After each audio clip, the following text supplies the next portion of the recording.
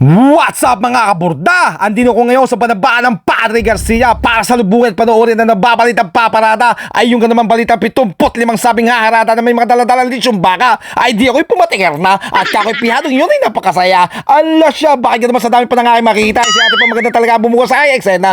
Alam nyo naman mga kaburda kapag gardias ako'y allergic at sa tunay na buhay ang aking kamay di na static na matik. Pakinggan nyo ang aking sambek.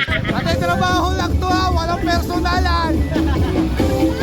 Kagaling din lumusot, hindi naman nga sabay. Kaya mami, huwag ka sa akin magalit. Dahil ang mata ko din ay nakapikit. Ay di na nga mga kaburda. Maaga akong pumulgara din sa tabi ng kalsada para din sa huling araw ng pagdiriwan ng Kabakahan Festival. Ay uulitin ko lang, yung una kong itinanghal ay hindi ho yung pagwawalwal. Pero rin aking anak, madami-dami na din kending na ilagay sa salwal. Sa dami ko din ho nakita mga respetado at kagalang-galang ng mga opisyal. Andyan ang ating mga mabubuting konsehal. Hop! Yan! Ah, ina ko siyan! Maging sa kanyang puso ang pagtulong sa kapwa ay sadya naman bukal. Yes! Tapos ako'y nabiglat na kitla nang matapos kong tinawag ni Vice Mayor Mico Angelo Rivera kasama na magmamahal na ng mayora ng Padre Garcia. Ay, ano kayo ito't may garnis sumali na nakabuntod sa kanilang ulay? Ay, matindi rin dumalay.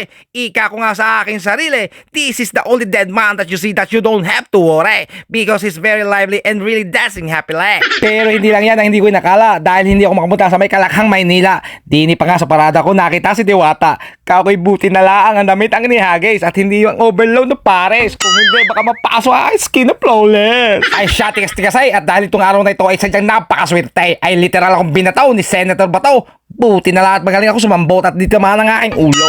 Ay paano mga kaburda, hanggang dito na lang ang aking video at arin na ang parting dulo. At saka baka ho kayo maliho kung ilalagay ko lahat ng pumarada dito. Komento na lang ho kayo kung umabot kayo sa puntong ito. At dahil papasko ay di samahan ho ninyo ako sa bahay din sa may patio. Sama-sama ho tayo makaglow din sa karamihan ng tao. Dadalian ninyo at sadyang dakmusan at pagaling ang diskarte dito. Tingnan nyo ako din nag 1, 2, 3 tak